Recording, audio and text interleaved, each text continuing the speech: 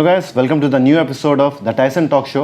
और आज मैं बहुत ज़्यादा खुश एंड एक्साइटेड हूँ क्योंकि अरुणाचल के बहुत ही फेमस सिंगर आज हमारे मेरे बाजू में बैठे हुए हैं। तो मैं बहुत ज़्यादा एक्साइटेड हूँ। आज मैं क्या बोलूँगा, क्या पूछूंगा, कुछ समझ में भी नहीं आ रहा है। इनको देख के ही मैं नर्वस हो रहा हूँ। और जहाँ तक इनकी इंट्रोडक्शन की बात बता दूँ, ये अलग अलग रियलिटी शोज़ में, वो भी इंडियन रियलिटी शोज़ में जा चुके हैं। इनको पूरा एक्सपीरियंस है और हमारे जो स्टेट लेवल का जो अरुणाचल आइडल शो है उसमें भी जज रह चुके हैं। तो इनके बारे में इंट्रोडक्शन देने की ज़रूरत नहीं है, बच्चा बच्चा इनको जानता है। तो he's none other than mister जेली तामिन। थैंक यू सो मच लेंजिंग, इतना प्यार बातें के लिए thank you so thank you so much for coming our show. आप थोड़ा सा अपने बारे में बता दीजिए।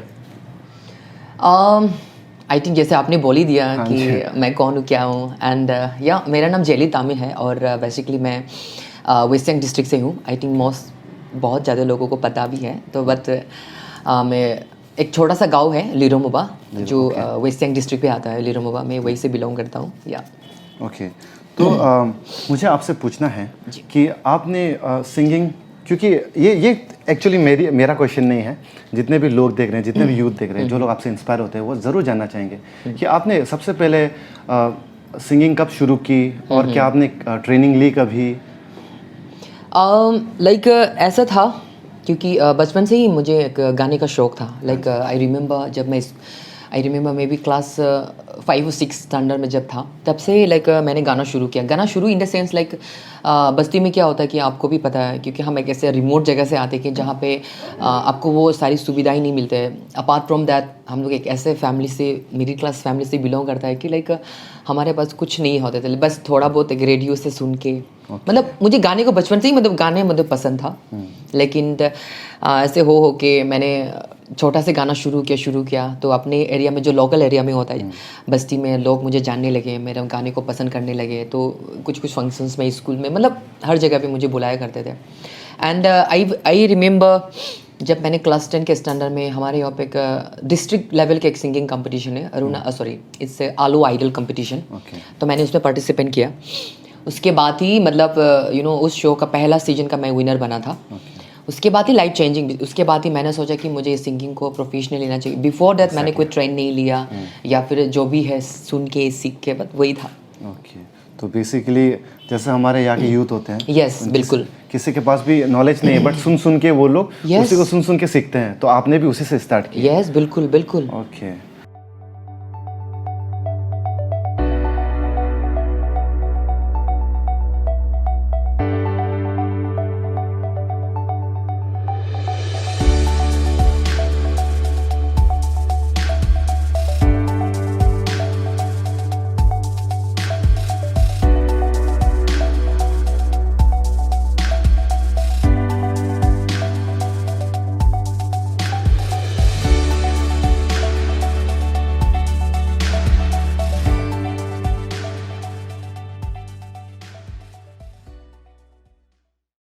तो जैसे कि हम सभी जानते हैं, आपको अलग अलग रियलिटी शोज़ में हम देख चुके हैं। India's Got Talent, Indian Idol में देख चुके हैं।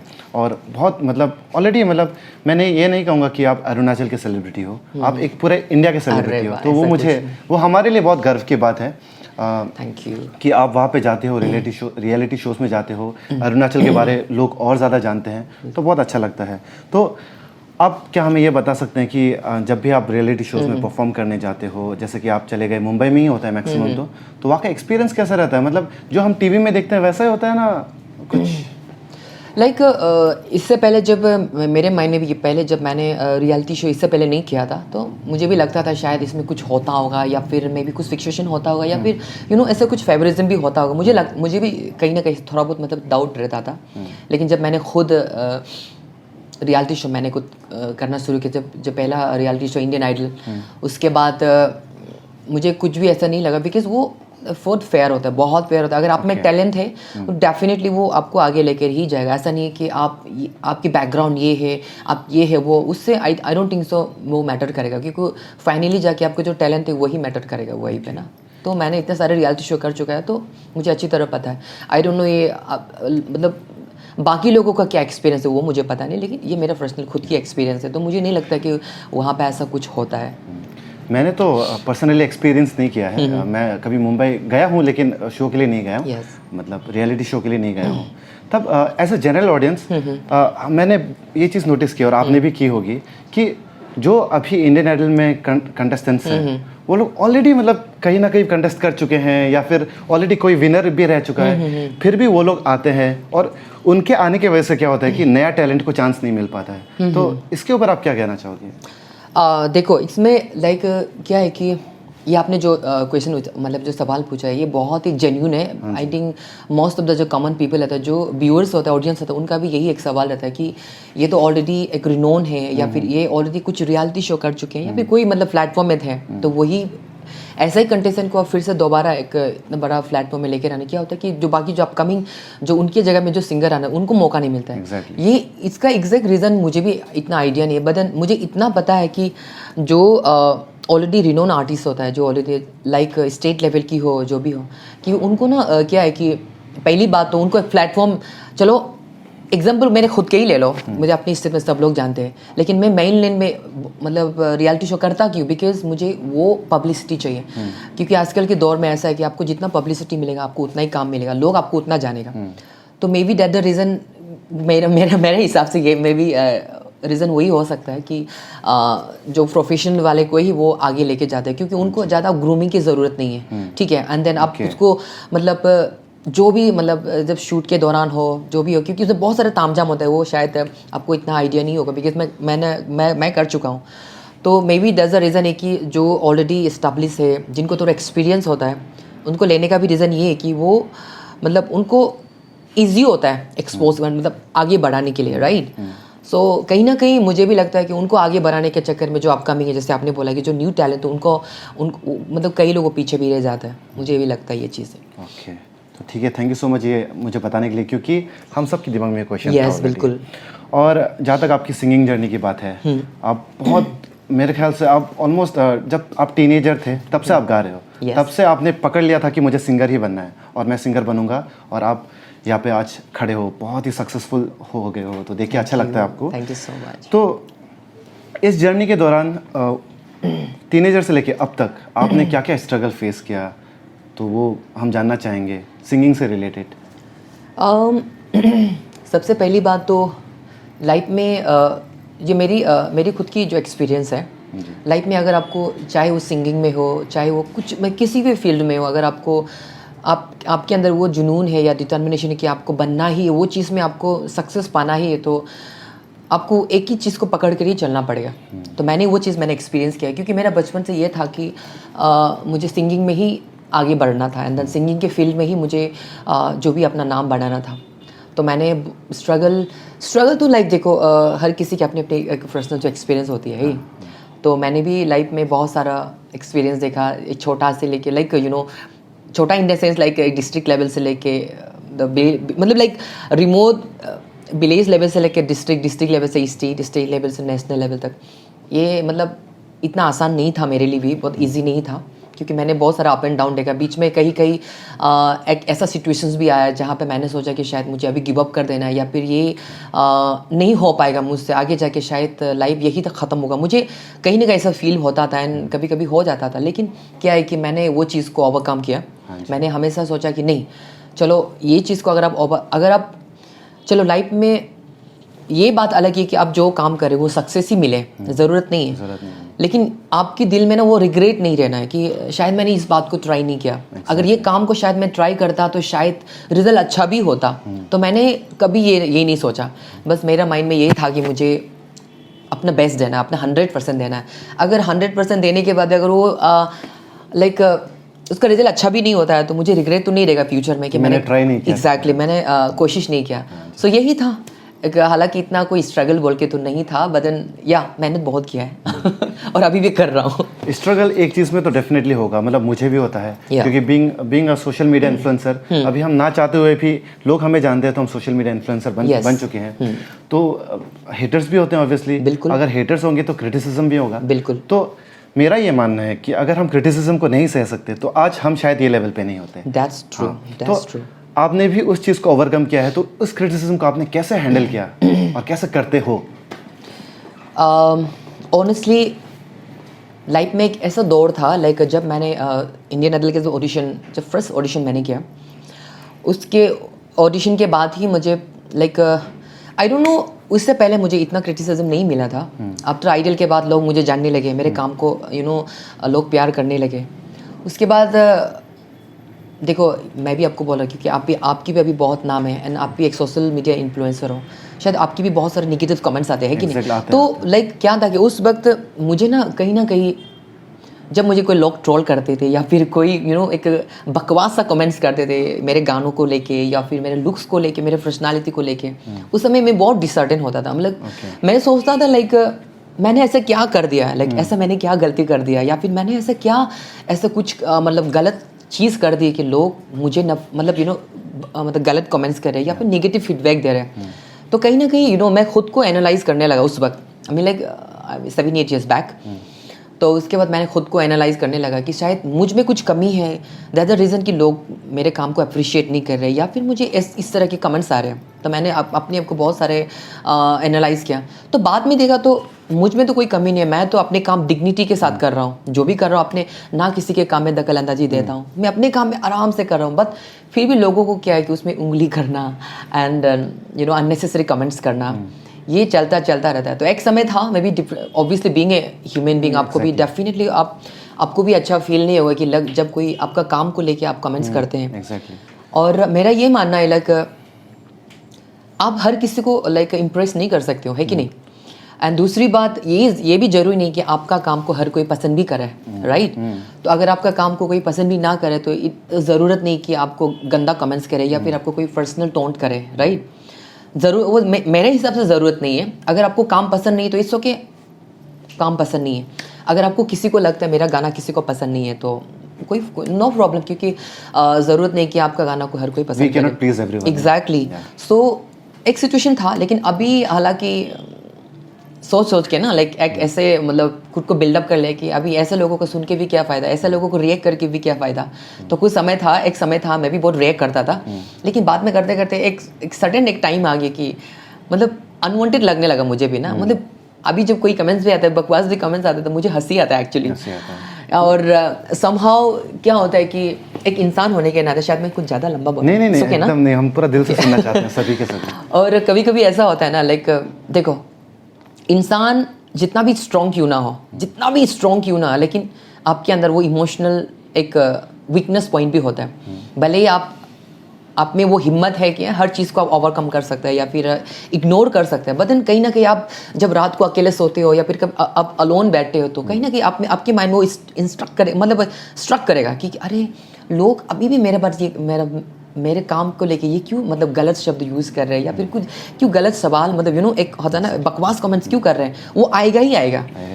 तो कभी कभी ऐसा होता है ना, मैं एक्चुअली ज़्यादातर मैं अपने गानों का भी, चाहे वो यूट्यूब में हो या फिर कुछ भी, मैं अपने गानों का कमेंट सेक्शन में पढ़ता ही नहीं, लेकिन कभी कभी हो जाता है, देख लेता है ना, तो आ जाता है। तो मुझे मतलब अजीब सा लगता है कि लोगों को आई थिंक प्रॉब्लम क्या है मुझे पता। देखो क्रिटिसिज्म अलग है, ठीक है, एंड लोगों को उसके कैरेक्टर एसोसिएशन और उसके पर्सनालिटी को लेके, उसको लुक्स को लेके कमेंट्स करना वो अलग बात होता है। मेरे हिसाब से क्रिटिसिज्म इज़ गुड। अगर आपके काम को अगर लोग क्रिटिसाइज़ कर रहे हैं तो आपको उसको अच्छे करने का आपको मौका भी मिलता है, आप उसको सुधारने का आपको मौका मिलता है, राइट। एंड दूसरी बात ये कि आपको पर्सनल कमेंट्स करना, ये मेरे हिसाब से ये गलत बात है। तो अभी इस वक्त जो व्यूअर्स भी देख रहे हैं, खासकर मैं अपने अरुणाचली जो मेरे भाई बहन है, जो मेरे मतलब ऑब्वियसली जो मेरे अपने फेलो अरुणाचली है, क्योंकि देखो हमारे यहाँ पे अभी क्या है कि बहुत सारा आर्टिस्ट है, चाहे वो आप हो एंड बहुत सारे अभी मतलब यंग, चाहे एवरी फील्ड में, चाहे सिंगिंग में हो, डांसिंग में हो, बहुत सारे फील्ड में आगे बढ़ रहा है। अगर आप उसको एनकरेज भी नहीं कर सकते हो तो डिस्करेज भी मत करो, ठीक है।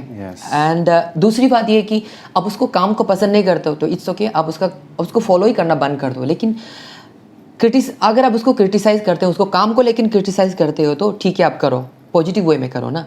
लेकिन इस तरह से मत करो कि वो सोच में पड़ जाए या फिर वो डिमोरलाइज हो जाए कि आगे लाइफ में वो सोचे कि नहीं, अगर मैं ये चीज़ करूँगा तो लोग मुझे और टॉन्ट करेंगे, लोग मुझे और क्रिटिसाइज करेंगे, मतलब मेरे ऊपर कुछ बकवास मतलब कमेंट्स करेंगे, वो सोच मतलब आने ना दे एक्चुअली मेरे हिसाब से। तो अगर आप किसी के काम को लेकर क्रिटिसाइज करें तो it's okay, but positive way में करो ना कि उसको पर्सनल कमेंट्स मत करो कि आप ये है वो मत करो ना, मेरे हिसाब से।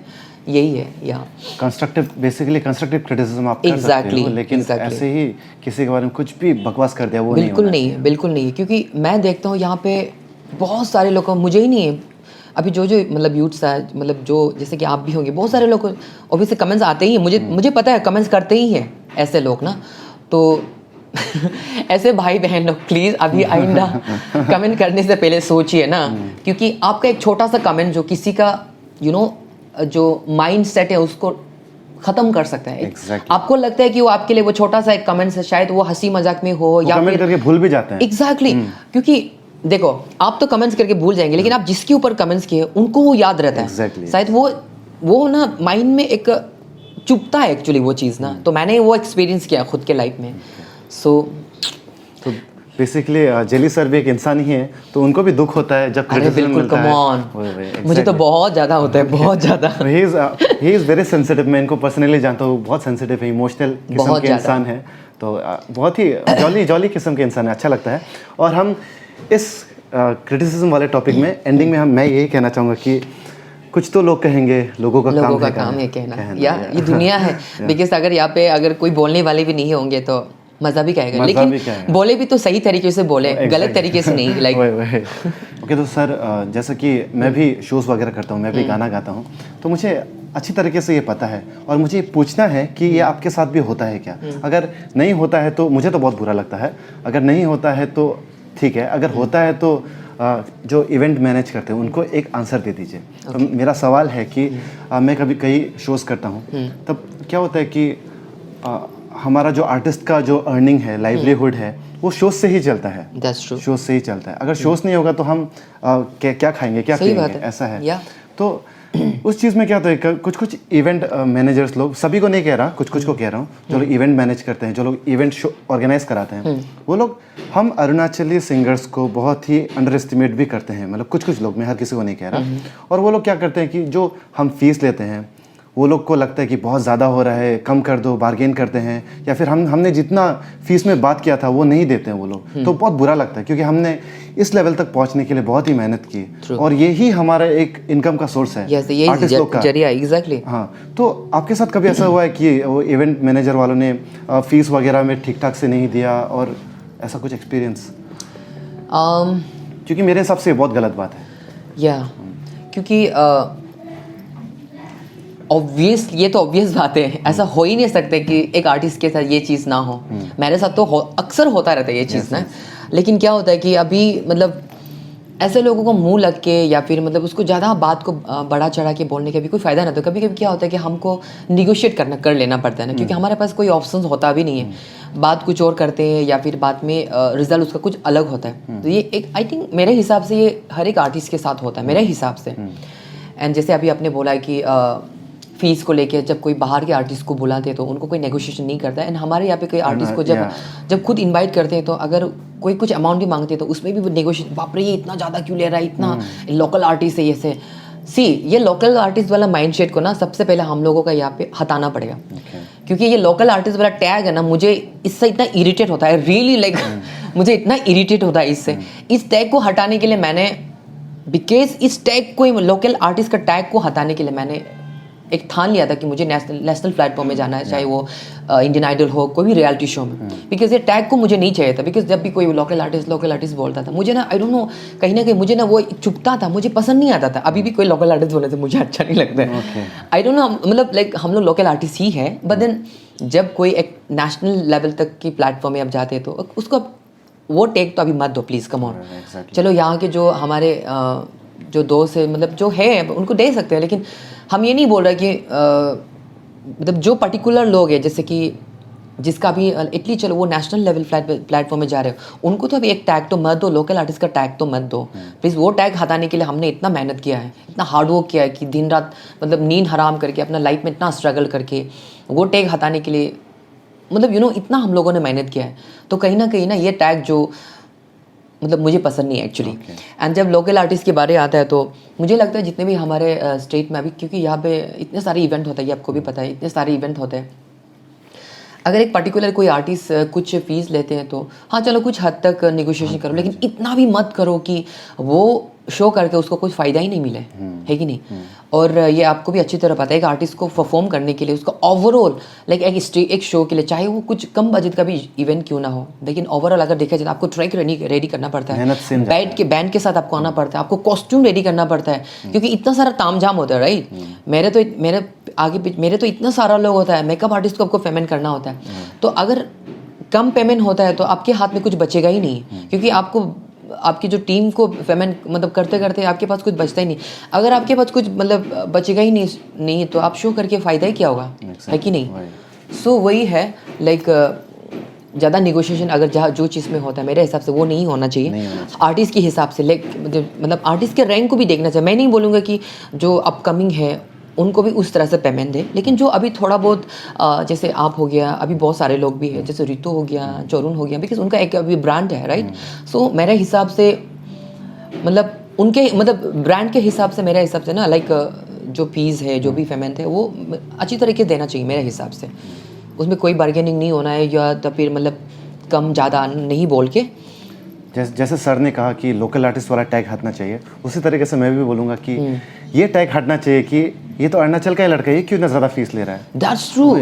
अगर आप लोग बाहर से आर्टिस्ट को लेके आते हो, उसको 20-30 लाख दे सकते हो, तो हमें एटलीस्ट मतलब उनका आधा का आधा भी नहीं मिलता है। तो वो चीज़ हटना चाहिए, क्योंकि उनके लिए जितना लोग क्रेजी होते हैं हमारे लिए भी उतना ही होता है। तो आजकल ये ट्रेंड थोड़ा चेंज हो रहा है। मतलब भले ही हम अरुणाचली है बट हमें भी देख के लोग खुश होते हैं, एक्साइटेड होते हैं। बिल्कुल मतलब हमारा हाथ छूना चाहते हैं वो लोग, तो हमें उतना तो बनता है मेरे हिसाब से। एग्जैक्टली। देखो अभी अच्छी बात है जब हम बॉलीवुड से या फिर मेन लैंड से कोई सिंगर्स को हायर मतलब बुला के यहाँ पे परफॉर्म कराते हैं, क्योंकि क्या होता है ऐसा उनसे हमारे जो अपकमिंग जो सिंगर्स हैं उनको देख के मतलब मोटिवेट होता है, राइट। ये चीज़ के लिए अच्छी बात है। प्लस क्राउड फुल करने के लिए मे भी कुछ रीज़न है बाहर के जो आर्टिस्ट हम बुलाते हैं मे भी क्राउड को फुल करने के लिए। एंड अभी जैसे आपने बोला कि आपके भी बहुत ज़्यादा फ़ैन बेस है, हम लोग मतलब कहीं ना कहीं हर एक आर्टिस्ट का अपना फ़ैन बेस होता है। अभी हम कहीं भी परफॉर्म करने जाता तो ऑटोमेटिक मतलब गैदरिंग हो ही जाता है, राइट।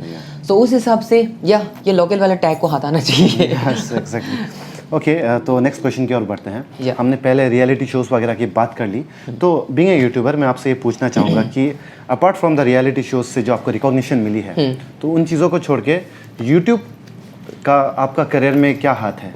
मतलब यूट्यूब ने आपको कैसे सपोर्ट किया? लाइक सिंगिंग से पहले लाइक रियलिटी शो से पहले तो मैंने यूट्यूब पे मैं इतना एक्टिव नहीं था। तो यूट्यूब सॉरी आप तो रियलिटी शो के बाद हम यूट्यूब में एक्टिव होना इसलिए पड़ा क्योंकि रियलिटी शो का आपको कुछ एक सर्टेन टाइम के लिए आपको एक फेम देगा, राइट। लेकिन यूट्यूब एक ऐसा चीज़ है कि लाइक यहाँ पे आप लोग मतलब आपको हर समय देख सकते हैं। आपकी वीडियोस तो जब भी आप जो काम कर रहे हो आप जो यूट्यूब में डालते हो वो हर मतलब आई मीन वो लाइफ टाइम रहेगा, में रह सकते हैं। एग्जैक्टली। और दूसरी बात ये कि रियलिटी शो में क्या होता है कि आपको कुछ समय के लिए 2 या 3 महीने के लिए आप जब तक आप शो में है जब भी आपका मतलब आपका जो वीडियो टेलीकास्ट हो रहा है तब तक आपका लोग आपको देखेंगे जानेंगे। लेकिन शो ख़त्म होने के बाद तो लोग कितने रियलिटी शो आए गए, मतलब ऐसा होता है ना कितना विनर आए लोगों का, मतलब इंडियन आइडल 2-3 का भी विनर कौन था किसी को पता भी नहीं, याद ही नहीं रहते। लेकिन अगर यूट्यूब के आजकल यूट्यूब एक ऐसा प्लेटफॉर्म हो गया कि जहाँ पे लोग आपको ऑल ओवर वर्ल्ड मतलब इंटरनेशनली आपको देखते हैं, इंटरनेशनली लोग आपको फॉलो भी करते हैं। तो इस हिसाब से यूट्यूब पे मुझे इसलिए आना पड़ा क्योंकि मुझे वो टैग मतलब वो जो नाम है उसको मेंटेन करके रखना था। और यूट्यूब के ज़रिए अभी लोग मुझे देखते हैं, इतना अप्रिशिएट करते हैं, यूट्यूब के ज़रिए इतना काम मिलता है या और क्या चाहिए। तो यूट्यूब को भी आप फुल क्रेडिट देते हो? बिल्कुल बिकॉज मुझे नहीं लगता है कि रियलिटी शो से मुझे लोग जाना भी है, लेकिन फिर रियलिटी शो के बाद अगर मुझे जो मेरे नाम को मेंटेन करने के रखा है तो यूट्यूब ही है, of course, for sure. Okay, तो ये सभी तो हो गए बहुत ही सीरियस बातें, तो अभी थोड़ा ऐसे फन बात करते हैं। ओके, तो हम देख रहे हैं कि मैं आपको पहले से फॉलो करता हूँ, बहुत ही सीनियर आर्टिस्ट हैं, मतलब हम तो मतलब इनको सुन के ही बड़े हुए हैं, ऐसा कह सकते हैं। तो बहुत सालों से देख रहे हैं कि आप अभी तक बैचलर है। तो आपका मतलब कब शादी करोगे, ऐसा कुछ एनी आइडिया, फैमिली प्लान्स, बच्चे चाहिए? क्योंकि मुझे तो लगता है कि पार्टनर का तो पता नहीं, लेकिन आपको बच्चों से बहुत लगाव है, मुझे ऐसा लगता है। तो आप कभी फैमिली मैन बनना चाहोगे, ऐसा कुछ? सी एक अभी बहुत सारे लोगों का भी मतलब एक होता है, जैसे अभी आपने जो सवाल पूछा है शायद मेरा फेसबुक पे दोस्त लोग भी पूछते होंगे आपसे। यस, बहुत सारे लोग मेरा एक्चुअली मेरा फैमिली नहीं पूछते ये बात खास कर जो मेरा फ़ैन है एंड जो मुझे पसंद करते हैं एक्चुअली वो लोग पूछते हैं एंड हाँ कुछ कुछ दोस्त लोग भी पूछते हैं कि आपको एक्चुअली मेरा अभी कुछ भी प्लान नहीं है कि ऑब्वियसली कहीं ना कहीं लाइफ में आगे जाके तो सेटल तो होना ही हर किसी को है कि, लेकिन अभी तक फिलहाल तो ऐसे कोई मेरा प्लान नहीं है कि मुझे ये करना है वो करना है, क्योंकि अभी मेरा डिटर्मिनेशन जो मेरा एक सपना है वो अभी भी बहुत अधूरा है एक्चुअली। थोड़ा बहुत अधूरा है। तो आई डोंट थिंक सो कि वो जब तक पूरा नहीं होगा तो आई थिंक मैं वो चीज़ कर पाऊँगा। मैं फ्री ऑक्यूपाइड होके सारा जो ताम जाम ख़त्म करने के बाद ही आई थिंक अगर कुछ सोचूंगा भी तो या तो मुझे लग रहा है कि जेली सर अरुणाचल का सलमान खान बनने वाला है शायद। ओके तो सर ये बताइए कि आपको खुद के बारे में क्या चीज़ सबसे अच्छा लगता है और क्या चीज़ सबसे बुरा लगता है खुद के बारे में? मैं खुद के बारे में मुझे सबसे अच्छा ये लगता है क्योंकि मैं बहुत ज़्यादा हम्बल हूँ। सबसे पहली बात तो, और मैं लोगों को बहुत ही जल्दी ट्रस्ट करता हूँ और लोगों को बहुत ही जल्दी उसके साथ कनेक्ट कर पाता हूँ। एंड दूसरी बात मेरी बुराई भी वही है क्योंकि मैं वो ट्रस्ट के मैं जब लोगों को ट्रस्ट करता हूँ तो वही चीज़ अगर कभी कभी क्या होता है कि लोग आपको बेट्रे भी करते हैं, राइट, ईजिली आपको टारगेट करते हैं, है कि नहीं? तो यही है मेरा एक मैं जल्दी लोगों को ट्रस्ट भी करता हूँ और वही चीज़ बाद में मेरे लिए भी मेरी बुराई भी वही है कि या ओके तो मैं सिंगिंग से रिलेटेड फिर से आपसे पूछना चाहूँगा कि अभी आपका फ्यूचर प्लानिंग्स है, कहीं पे कुछ बड़ा शो करने वाले हो आप, कहीं पे पूरा नेशनल लेवल में या फिर नेशनल टीवी में आने वाले हो, कुछ ऐसा? फिलहाल तो अभी मेरा एक प्लान है, एक्चुअली मैंने किसी को शेयर भी नहीं किया। अगर शेयर भी करता तो कोई इशू नहीं इसमें, क्योंकि इंडिया नेशनल लेकिन इंडिया का जो भी हमारा जो रियलिटी शो नेशनल टेलीविज़न का मैंने तो बहुत सारे कर लिया। तो मेरा एक लाइफ का एक ही सपना है कि मुझे इंटरनेशनल प्लेटफॉर्म में जाना है। तो अभी मैं उसके लिए प्रिपेयर कर रहा हूँ एशिया गॉट टैलेंट के लिए। तो आई होप अभी देखते हैं क्या होता है। मेरा फाइनल डेस्टिनेशन अगर बोला जाए तो वो ही है, उसके बाद देखा जाएगा भी क्या होता है। दैट्स माय फाइनल डेस्टिनेशन, मुझे एक बार एशिया गॉट टैलेंट में जाना है। मतलब सर रुकेंगे नहीं, मेहनत करते जाएंगे। मतलब उससे इनका जो हम्बल नेचर है वो पता चलता है, क्योंकि अगर इनके जगह शायद मैं होता कोई या फिर कोई और होता तो शायद वो खुद को इस्टेब्लिश सिंगर मान लेता और वो वहीं पे रुक जाता और उसी लेवल पे रह जाता। लेकिन आपके केस में एकदम उल्टा है, आपको मतलब और मेहनत करते जाना। आपको लगता है कि आपको जो अभी तक सक्सेस मिला है वो आगे मेहनत करने से और ज़्यादा मिलेगा, आपको ऐसा लगता है? लंजिंग एक्चुअली सी ना, मैं यहाँ पे इस प्लेटफॉर्म के माध्यम से एक और बात शेयर करना चाहूँगा, क्योंकि मैंने ना कभी अपने आप को उस नज़र से अभी तक देखा नहीं कि मैं एक आर्टिस्ट हूँ या फिर मैंने नेशनल लेवल के फेम पाई है या फिर लोग मुझे जानते प्यार करते हैं। मैंने सीरियसली अभी तक मैंने ये सोचा ही नहीं है। मैं खुद को यही मानता हूँ कि मैं एक आर्टिस्ट हूँ और मैं लोगों को एंटरटेन करता हूँ। लोग मुझे एंटरटेन करने के लिए मुझे शो में बुलाते हैं, मुझे मतलब मुँह मांगी कीमत भी देते हैं, ऐसे करके मैं शो करता हूँ। तो मुझे लगता है मेरा ये मानना है खुद को, मैं बस एक आर्टिस्ट हूँ, राइट। सबसे पहले एक आर्टिस्ट हो, एंटरटेनर हो। अपार्ट फ्रॉम दैट मैं कभी खुद को ये नहीं सोचता हूँ कि लोग मुझे इस लेवल का आर्टिस्ट है। मैं कभी भी मेरे माइंड में कभी वो ख्याल आता भी नहीं एक्चुअली। और ये नेचर किसी भी इंसान में होना बहुत ज़रूरी है, तभी जाके वो इंसान आगे भी बढ़ेगा। नहीं तो अगर वो सोचने लग जाएगा कि मैं बहुत सक्सेसफुल इंसान बन चुका हूँ, तब उसी से उसका डाउनफॉल शुरू हो जाता है। तो ये चीज़ मैंने भी एक्सपीरियंस किया है, बहुत लोगों को मैंने देखा है, बहुत सक्सेसफुल लोगों को मैंने नीचे गिरते हुए देखा है, और बहुत मेहनती लोगों को, जो लोग ग्राउंडेड था या फिर क्या अंडररेटेड था, उनको आगे बढ़ते हुए देखा है। तो ये चीज़ भी आपसे भी जानने को मिला। ये बहुत ज़रूरी है, क्योंकि लाइफ में देखो आपको भी पता है आर्टिस्ट की लाइफ इज़ वेरी फ्रेजाइल है, कुछ समय का ही होता है, कुछ समय का। तो वो चीज़ को आपको मेंटेन करके रखना भी वेरी इंपॉर्टेंट, और जो वो चीज़ को मेंटेन कर पाए ना वही लाइफ में सक्सेस भी मिलेगा, प्लस उसका जो लाइफ है ना वो एंजॉय कर पाएगा, या मेरे हिसाब से। ओके तो sir apart from music, singing जो भी है, अपार्ट फ्रॉम दैट आपको आपका हॉबीज़ क्या, आपको क्या करना पसंद है खाली टाइम में? हॉबीज़ तो apart from singing, cooking is my favourite actually. I am a good cook, मैं बहुत अच्छा कुक करता हूँ। मैं सोच रहा हूँ अभी एक यूट्यूब में मेरे एक कुकिंग चैनल पे मैं क्रिएट करूँ, सारा अभी प्लानिंग चल रहा है एक्चुअली। उसमें ओनली हेल्दी डाइट होगा, हेल्दी रेसिपीज़ होगा, एंड मैं बहुत ज़्यादा कॉन्शियस एक्चुअली खाने पीने को लेके। तो इसे सब सालों साल की प्रैक्टिस, मेरी ईटिंग हैबिट के वजह से मैं अभी इतना अच्छे से कुक कर लेता हूँ कि पूछो मैं ऐसा नहीं कि मैं खुद को तारीफ कर रहा हूँ, I know I am a good cook, मैं बहुत अच्छा कुक कर लेता हूँ। तो दैट्स वाई तो सर ये कभी आपका हाथ का कुछ खाने को मिलेगा? पक्का पक्का, कभी अगर मौका मिले तो मेरे घर पे आ जाए, मैं आपको कुछ भी खाना हो, I am ready to cook for you, I am a good cook. क्योंकि मैंने फॉर श्योर।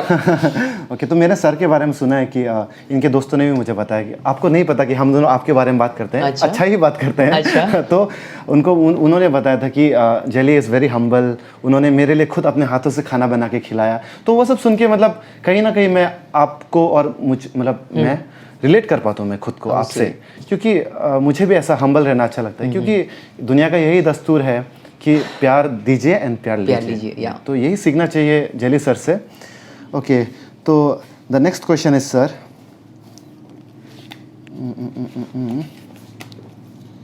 हाँ, तो अभी तक आपने बहुत सारे शोज़ किए हैं, तो कहीं पे कुछ वर्स्ट एक्सपीरियंस, कहीं आपने कुछ ना कुछ तो फेस किया होगा, तो उसके बारे में कुछ आप बताना चाहोगे कि क्या हुआ था, कैसा हुआ था, कुछ भी? जगह का नाम नहीं बताने से वो जगह नाम नहीं, जगह कमेटी, किसी फेस्टिवल का भी नाम मत बताइए, हाँ, लेकिन बस सीन का बारे में बता सकते हो कि उस समय एग्जैक्टली हुआ क्या था, और वो किसी भी आर्टिस्ट के साथ नहीं होना चाहिए, आपको ऐसा लगता है तो बता दीजिए। वैसे तो मैंने इतना वर्स्ट सिचुएशन इतना ख़राब मैंने अभी तक इतना ख़राब वाला सिचुएशन तो मैंने एक्सपीरियंस नहीं किया है, बट देन एक दो जगह पे मैंने एक्सपीरियंस किया था, जहाँ पे लोग क्या है कि दारू पी के मतलब अनवांटेड कुछ हरकत करते हैं। चलो अनवांटेड कमेंट्स तो हर शो में वो तो आता रहता है, तो आपको भी पता है, बकवास कमेंट्स तो थोड़ा अनवांटेड नेसेसरी कमेंट्स वो तो आता रहेगा।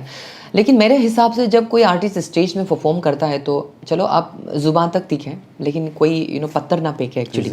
तो मैंने लाइफ में एक बार ये मैं जगह का नाम नहीं बताऊंगा या फिर वो नहीं बताऊंगा, लेकिन मैंने लाइफ में एक बार एक्सपीरियंस किया। लकीली क्या हुआ कि मुझे ज़्यादा चोट नहीं लगा लकीली, लेकिन स्टोन भी इतना छोटा था।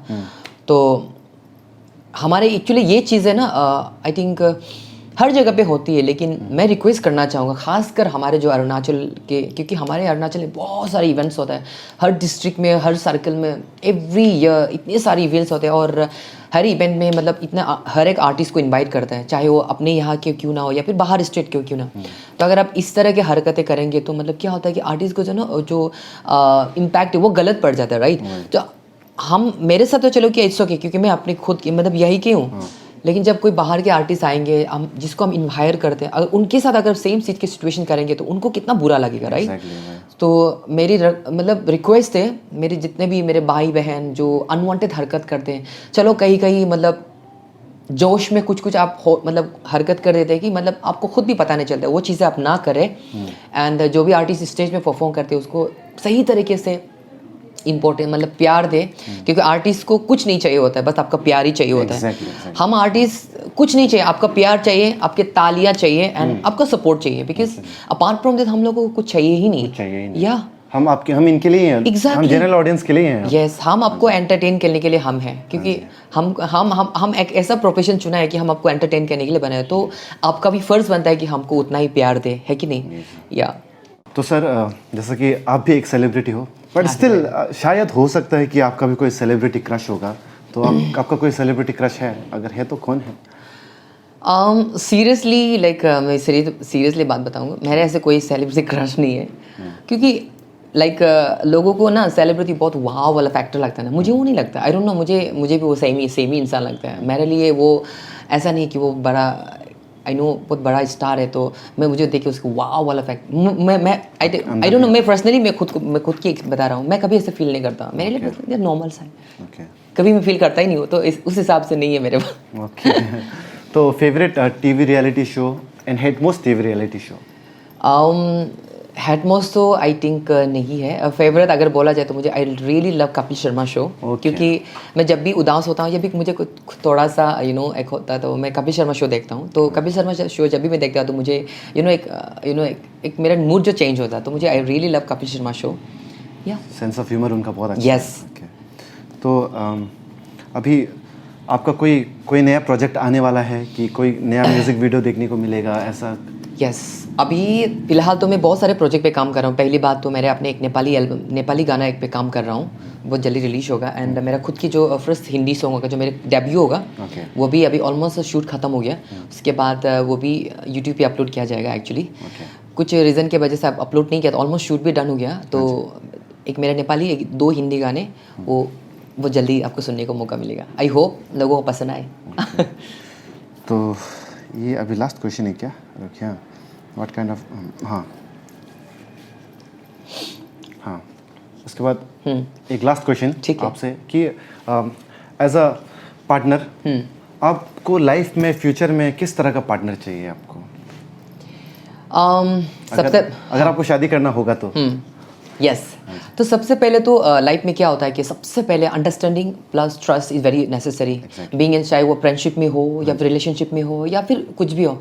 जब तक आपके पार्टनर के बीच अंडरस्टैंडिंग नहीं होगा, वो बॉन्डिंग कनेक्ट नहीं होगा, चाहे वो आप हस्बैंड वाइफ भी बन जाएंगे, जाके 10 बच्चे 20 बच्चे भी होंगे, लेकिन आपके दोनों के बीच में वो केमिस्ट्री नहीं होगा तो आई डोंट नो, मुझे लगता है कहीं ना कहीं वो जाके टूटेगा। तो सबसे पहली बात है कि आपको समझनी चाहिए आपकी पर्सनालिटी क्या है, प्लस आपकी सोच क्या है। वो मतलब पार्टनर मतलब ऐसा पार्टनर मिले तो मेरे हिसाब से दैट्स अ दैट, मुझे ऐसा चाहिए जो मुझे फुल्ली समझे एंड मेरे हर एक चीज़ को वो समझ सके एंड देन छोटी छोटी चीज़ें होता है ना लाइफ में, वो चीज़ को भी वो अंडरस्टैंड करके एक्सक्यूज़ कर सके। अदरवाइज छोटी छोटी बातों को ले, क्योंकि छोटी छोटी बातों में ही ज़्यादा इश्यूज़ बनते हैं, राइट?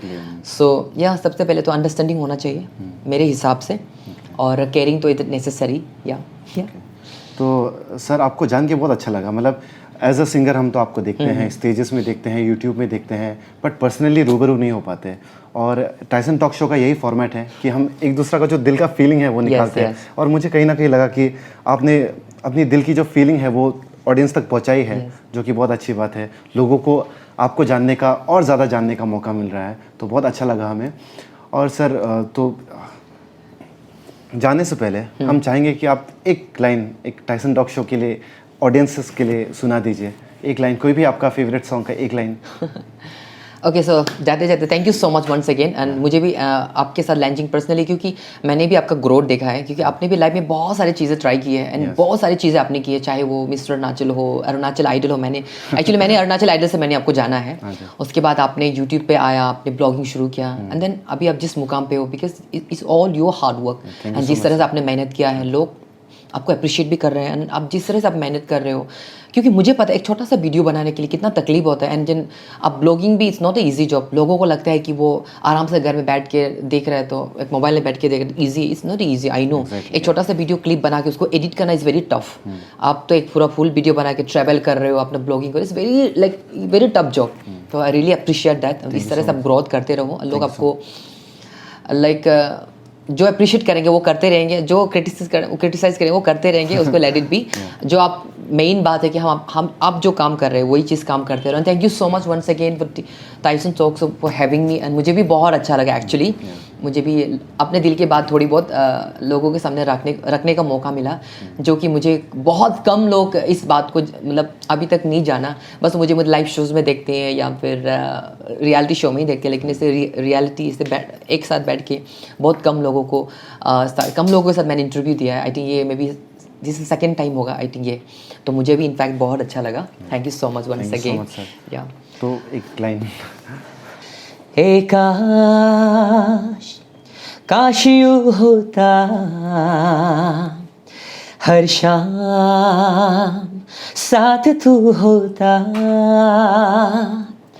चुपचाप दिल न यूं रोता, हर शाम साथ तू होता, गुजारा हो तेरा बिन गुजारा अब मुश्किल है लगता, नजारा हो तेरा ही नजारा अब हर पल है लगता,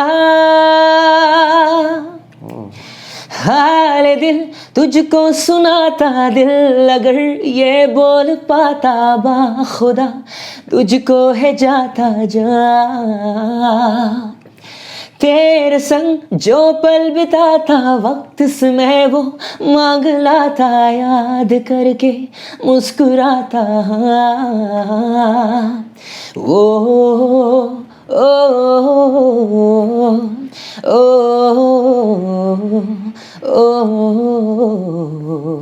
थैंक यू। सर बहुत अच्छा लगा, बहुत अच्छा लगा।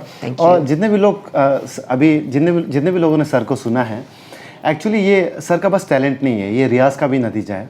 तो जैसे पहले हम लोग बिहाइंड द सीन डिस्कस कर रहे थे कि सर बहुत रियाज करते हैं, ट्रैवल के टाइम में रियाज करते हैं। तो अगर आपको सिंगर बनना है तो आप इनको फॉलो कीजिए। इनका आप हो सके तो सर आप इंस्टाग्राम वगैरह में कैसे रियाज करना है वो सब टिप्स भी आप दे दीजिएगा, क्योंकि आपको बहुत लोग फॉलो करते हैं, स्पेशली जो लोग फ्यूचर में अपकमिंग सिंगर बनना चाहते हैं वो लोग फॉलो करते हैं। पक्का पक्का। तो चैनल में, अपने यूट्यूब चैनल में भी कुछ रियाज का टिप्स दे दीजिए हमें, हम भी सीख लेंगे थोड़ा। पक्का। तो सर आपसे मिलके बहुत अच्छा लगा। Thank you so much. मैं चाहूँगा कि जाते जाते आप एक लोगों को मैसेज दे दे, कोई इंस्पायरिंग मैसेज दे दे, या फिर लोगों को लाइफ को कैसे जीना चाहिए। मतलब हम कौन होते हैं बताने वाले, बट स्टिल ये क्या होता है कि अपने एक्सपीरियंस से लोग सीखते हैं। तो आपने अपने लाइफ में जो एक्सपीरियंस किया उससे रिगार्डिंग कुछ बता दीजिए लोगों को, अपना मैसेज दे दीजिए प्लीज़ सर। ओके, एक्चुअली मैं तो कोई बड़ा फिलोसोफर भी नहीं हूँ और मैं इतना अच्छा बात भी नहीं बोल सकता हूँ, लेकिन जैसे आपने बोला कि मैंने लाइफ में जो एक्सपीरियंस किया उसके मुताबिक मैं एक दो या शब्द जो हमारे व्यूअर्स को मैं बोलना चाहूँगा। लाइफ में ना लाइक कभी भी किसी भी चीज़ को लेके आप कंप्लेंट मत करो। आपके पास जो चीज़ है उसी पे आप फुल्ली सेटिस्फाइड हो ना। अगर आप ये चीज़ मेंटेन करोगे तो लाइफ में आप हमेशा लाइक मरते दम तक आप हैप्पी रहोगे। ओके। एंड दूसरी बात, अगर क्योंकि मैं जो फील्ड में हूँ उसके रिलेटेड मैं बोलना चाहूँगा, अगर आपको लाइफ में सिंगर से बनना है, अगर आपको आगे जाके आपका जो म्यूज़िक जो करियर है उसको ही आगे बढ़ाना है, तो सबसे पहली बात तो है कि फोकस रहो।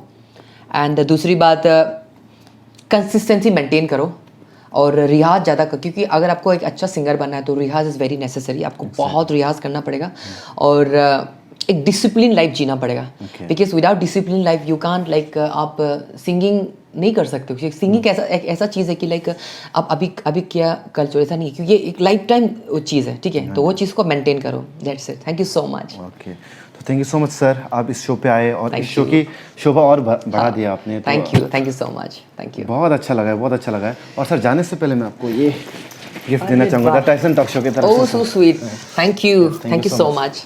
Thank you so much sir. या ओके, तो ये थे मिस्टर जेली तामिन। इनके साथ बात करके बहुत ही मज़ा आया। एक्चुअली मैं इनको बहुत पहले से जानता हूँ, ये हमारे जज रह चुके हैं। तो मैं इनको इसलिए मानता हूँ क्योंकि हमारे मेंटर पे रह चुके हैं हम पर्सनली। इसलिए मैं चाहे जितना भी फ्यूचर में कुछ भी मेरे साथ हो जाए, मैं बड़ा भी आर्टिस्ट बन भी जाऊँ, तब भी मैं सर को सर ही बोलूँगा, क्योंकि ये मेरे लिए एक मेंटर हैं। तो अभी आपने ये एपिसोड से आपने यही सीखा होगा कि सिंगिंग के बारे में तो टिप्स मिला ही, और साथ ही साथ आपने ये सीखा होगा कि कैसे इंसान को हम्बल रहना चाहिए। तो sir thank you so much ये चीज़ हम सभी को सिखाने के लिए। Thank you. तो thank you so much. Okay guys, तो इसी के साथ हमारे टाइसन टॉक शो का एपिसोड ख़त्म होता है। अगला और एपिसोड मज़ेदार आएगा, तो बने रहिएगा आप लोग। Thank you so much watching. Bye bye, जय हिंद, वंदे मातरम।